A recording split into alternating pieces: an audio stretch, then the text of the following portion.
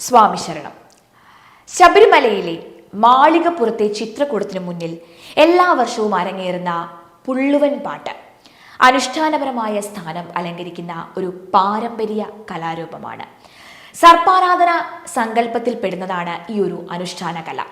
പ്രദേശ വ്യത്യാസമനുസരിച്ച് സർപ്പം പാട്ട്, പുള്ളുവൻ പാട്ട്, നാഗപ്പാട്ട് എന്നിങ്ങനെ വ്യത്യസ്ത പേരുകളിലാണ് ഇത് അറിയപ്പെടുന്നത്. അയ്യപ്പ ഭക്തർ ഇതിന് വിശേഷാൽ പ്രാധാന്യം കൽപ്പിക്കുന്നുണ്ട്. ഇവിടെ പുള്ളുവൻ പാട്ട് അർപ്പിക്കുന്നതിൽ അധികവും മലയാളികളാണ്. മണികണ്ഠന് ദോഷങ്ങൾ മാറുന്നതിനായി പന്തള രാജാവ് പുള്ളുവൻ പാട്ട് സമർപ്പിച്ചു എന്നും ഒരു ഐതിഹ്യമുണ്ട്. പുള്ളുവൻ പാട്ട് അയ്യപ്പ ഭക്തരുടെ സർപ്പദോഷം, നാവുദോഷം, കണ്ണുദോഷം, ബാധാദോഷം തുടങ്ങിയവയെ ശമിപ്പിക്കുന്നു എന്നാണ് വിശ്വാസം. കുട്ടികൾ ഉണ്ടാകുന്നതിനും വീടിന്റെ ഐശ്വര്യത്തിനും പുള്ളുവൻ പാട്ട് പാടുന്നു. പുള്ള എന്ന പക്ഷിയിൽ നിന്നുണ്ടാകുന്ന ദോഷം കുട്ടികളെ ബാധിക്കും എന്നും പുള്ളുവർ വീണമീട്ടി ഇത് പാടിയാൽ അതിന് ശമനമുണ്ടാകും എന്നുള്ള ഐതിഹ്യമാണ് ഇതിന് പുള്ളുവൻ പാട്ട് എന്ന പേര് വരാൻ കാരണം എന്ന് 2011 മുതൽ ശബരിമലയിൽ പുള്ളുവൻ പാട്ട് പാടുന്ന പെരുമ്പാവൂർ വെങ്ങോല സ്വദേശിയായ MG സുരേഷ് പറയുന്നു. സിനിമമാരുടെ കാലം തൊട്ട് ഞാൻ തൊഴിൽ പഠിച്ചു വരുന്നതാണ്. ചെറുപ്പം തൊട്ട് നമ്മുടെ തൊഴിൽ പാരമ്പര്യമായിട്ട് നിന്ന് പോണ ഒരു പുള്ളുവൻ പാട്ടാണിത്. അപ്പോൾ ഇതിന് നമ്മൾ പക്ഷി എന്ന് പറഞ്ഞ പുള്ള് അതിൽ നിന്നുള്ള നാമധേയം കൊണ്ടാണ് പുള്ളുവൻ എന്ന നാമധേയത്തിൽ അറിയപ്പെടുന്നത്. ഇവിടെ ശബരിമലയിൽ ഇപ്പോൾ ഞാൻ വന്നുകൊണ്ടിട്ട് 2011 തൊട്ടാണ് പുള്ളുവൻ പാട്ട് പാടാൻ ശബരിമലയിൽ എത്തുന്നത്. എൻ്റെ അച്ഛൻ വരാതെയായിട്ട് കുറേ കാലങ്ങളായി. അതിൽ പിന്നെയാണ് എനിക്ക് എറണാകുളം ജില്ലയിൽ നിന്ന് ഞാൻ ഇവിടെ വന്ന് പാടുന്നത്. ദോഷങ്ങളൊക്കെ തീരാൻ വേണ്ടിയിട്ട് ശബരിമല വരുന്ന എല്ലാ ഭക്തരും നാഗപ്പാട്ട് പാടി ദോഷങ്ങളകറ്റി പോകണം. അതാണ് എൻ്റെ വിശ്വാസം. അതും അവരുടെ വിശ്വാസം അങ്ങനെ തന്നെ ആയിരിക്കണം. പ്രത്യേകിച്ച് പറഞ്ഞു വയ്ക്കാൻ നമുക്ക് 41 കഴിഞ്ഞാൽ സർപ്പം പാട്ട് ഞങ്ങൾക്ക് ഇച്ചിരി കുറവാണ്. എങ്കിലും വിളക്കാവുമ്പോൾ അത് കൂടുതലായിട്ട് വരും. മലയാളികൾ വന്നാലാണ് ഇതിൻ്റെ ആചാരം ഭംഗിയായിട്ട് അവർ ചെയ്യാറുള്ളൂ. പിന്നെ സർപ്പം, ധർമ്മദൈവം, ഇതിനെയൊക്കെ ആരാധിക്കുന്നത് ഏറ്റവും നല്ലതാണ്. പിന്നെ ബ്രഹ്മം കയ്യിൽ കുടം, വിഷ്ണു കൈത്താളം, നാരദ മുനിയെ വീണ, ഈ 3 വാദ്യങ്ങളോട് കൂടിയാണ് സർപ്പാരാധന എന്ന് പറയുന്ന സങ്കല്പത്തിൽപ്പെടുന്നത്. പിന്നെ വരുന്ന 8-9 വയസ്സ് പ്രായമാകുന്ന കുട്ടികൾ, പ്രത്യേകം പെൺകുട്ടികൾ ഇവിടെ വന്നു കഴിഞ്ഞാൽ ഒരു പാട്ട് പാടിച്ച് പോകുന്നത് നല്ലതാണ്. അവർ പിന്നെ മുത്തശ്ശിയുടെ പ്രായത്തിലാണ് ശബരിമലയിൽ വരുന്നത്. അപ്പം ആചാരം നിലനിന്ന് പോകാൻ ഇങ്ങനെയും കൂടെ ചെയ്യുന്നത് നല്ലൊരു കാര്യമാണെന്നാണ് എനിക്ക് പറയാനുള്ളത്. ഒരു കുട്ടി ജനിച്ചു കഴിഞ്ഞാൽ അതിന് ആദ്യം പാടിക്കുന്നത് പുള്ളുവൻ പാട്ടാണ്. അത് പുള്ളു എന്ന് പറഞ്ഞ പക്ഷി അത് നമ്മുടെ പരിസരത്ത് വന്നു കഴിഞ്ഞാൽ കുട്ടിക്ക് ദോഷം ഉണ്ടാകും എന്നാണ് ഐതിഹ്യം പറയുന്നത്.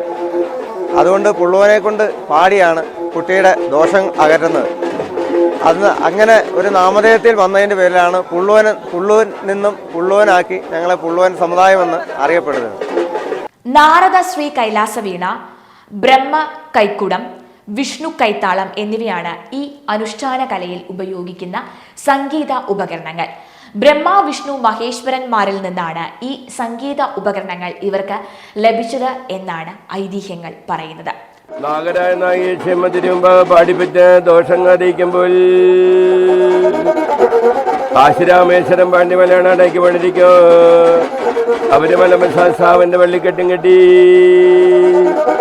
സത്യമായ പൊന്നുമാനിട്ട് വഴിയും ചവിട്ടി വന്ന് സ്വാമിദർശനം കണ്ടു തുടങ്ങി സാധുപ്പാങ്കണ്ട് കന്നിമൂല ഗണപതി ഭഗവാനെയും വന്നിച്ച് മാളിയപ്പുറത്ത് വേണ്ട വഴിപാടും കഴിച്ച് നാഗര നാഗി ക്ഷേമത്തിന് മുമ്പാകുന്ന അരവിളിയാൽ പാടിച്ച് ദോഷം അറിയിക്കുന്ന സന്താനങ്ങൾ നമ്മുടെ കുലത്തൊഴിലാണ്. പാരമ്പര്യമായിട്ട് നമ്മൾ വർഷങ്ങളോളമായി നമ്മൾ ചെയ്തു വരുന്നതാണ്. അച്ഛനപ്പന്മാർക്കും എല്ലാം നമ്മളിങ്ങനെ ചെയ്തു വരുന്നതാണ്.